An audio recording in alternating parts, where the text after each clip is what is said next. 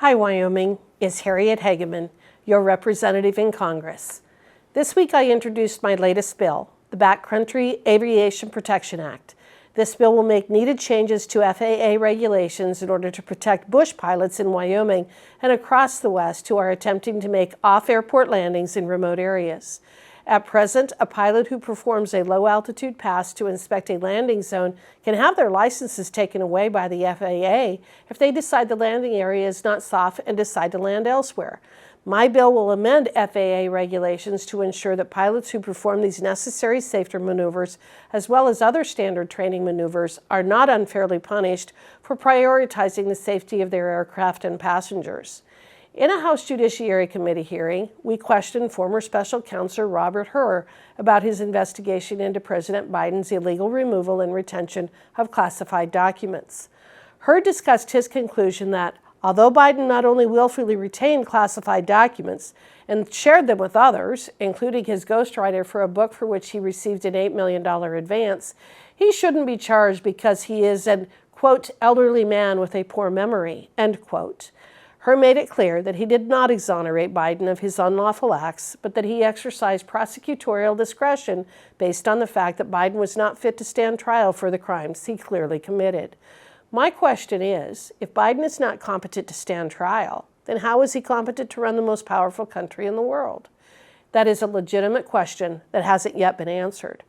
Once again, this hearing exposes the two-tiered system of justice that exists between everyday Americans and liberal elites like Joe Biden and Hillary Clinton, both of whom illegally retained classified documents and destroyed evidence of their crimes. The American people will lose faith in our justice system if we do not address this situation.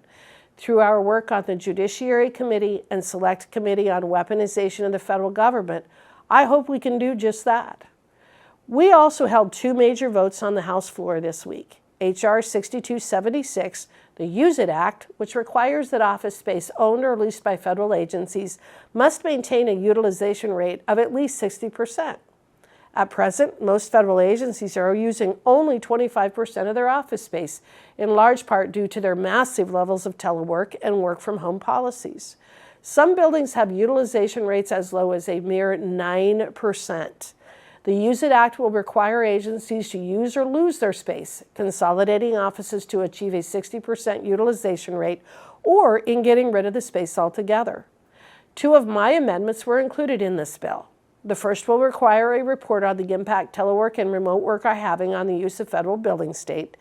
And the second directs the General Services Administration to utilize employee ID badge swipe data to calculate the average occupancy rate of federal office space. I'm proud to announce that the bill passed with bipartisan support. We also held a vote on a bill that will help protect Americans' privacy and our national security by forcing TikTok's owners to divest from the app.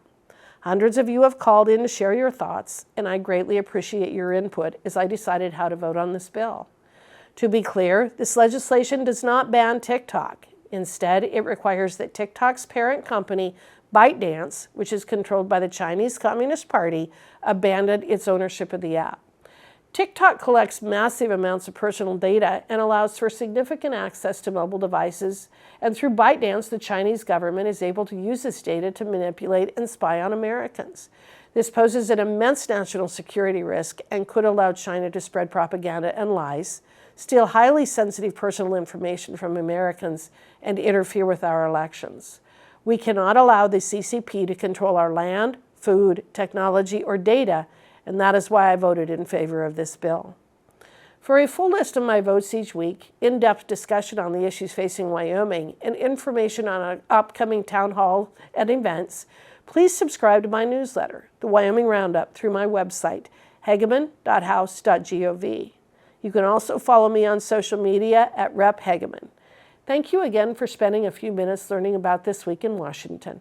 I hope you have a wonderful rest of your week, and I hope to see you in Wyoming soon.